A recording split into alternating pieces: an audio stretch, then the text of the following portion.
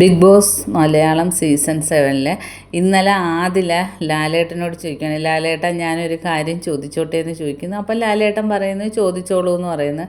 അത് ലാലേട്ടൻ മുമ്പൊരു പ്രാവശ്യം പറഞ്ഞല്ലോ ഞങ്ങളെ വീട്ടിൽ കയറ്റാമെന്ന്.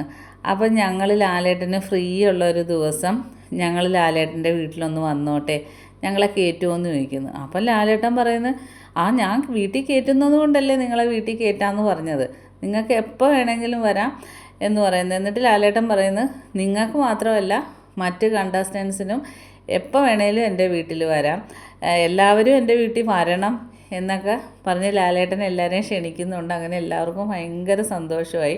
അതിനുശേഷം നൂറ ലാലേട്ടനോടൊരു ക്വസ്റ്റ്യൻ ചോദിക്കുന്നത്, ലാലേട്ടൻ്റെ വൈഫിൻ്റെ ഇൻ്റർവ്യൂ ഒക്കെ ഞാൻ കണ്ടിട്ടുണ്ട്, അതിൽ വൈഫ് ലാലേട്ടനെ സുന്ദരക്കുട്ടനെന്നാണ് വീട്ടിൽ വിളിക്കുന്നതെന്ന് പറഞ്ഞ്, അത് എപ്പോഴും അങ്ങനെയാണോ വിളിക്കുന്നത് അതോ വൈഫിന് സ്നേഹം കൂടുമ്പോഴാണോ വിളിക്കുന്നതെന്ന് ചോദിക്കുന്നത്.